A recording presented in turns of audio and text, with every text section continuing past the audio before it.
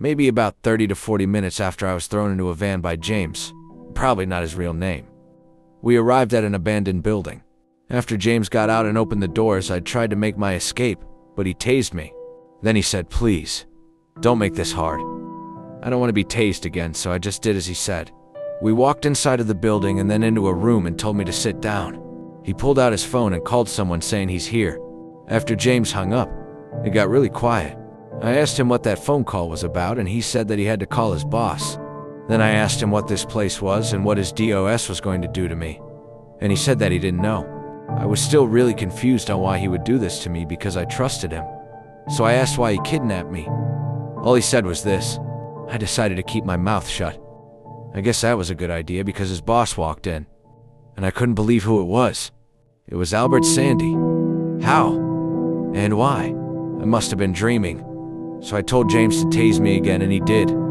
This wasn't a dream. I asked Albert where I was, and he said it was his headquarters. Then he asked me if I wanted a tour of this place. This isn't Willy Wonka's chocolate factory, but what else was I supposed to say? So he led me through the building.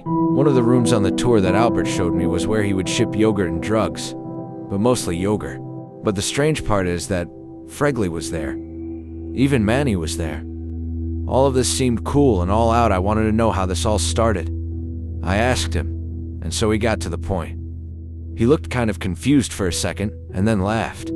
He said that that wasn't a good choice. He then snapped his fingers and James started to walk towards me. This obviously didn't look good, so I made a run for it. I guess it was good that I got that tour, because now I knew how to get around that place. From looking back, he didn't look like he was in a hurry, so 7 guessed that could buy me some time.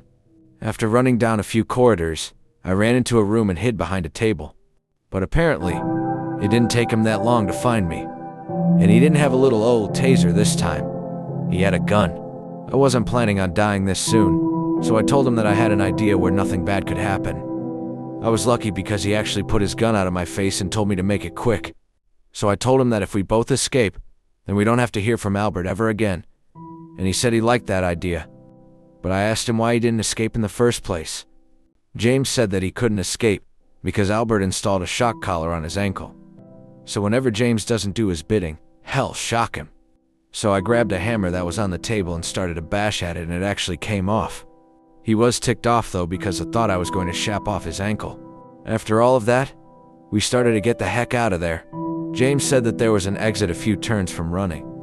But as we were doing that, we accidentally ran into Albert Sandy. He asked us where we were going. And believe it or not, James said, "Get out of my way, you lump of pork," and beat the tar out of him. Then, after pushing through the exit of the building, we hopped into James's van, and we started to drive out of there. And he pressed a button on a remote-looking thingy.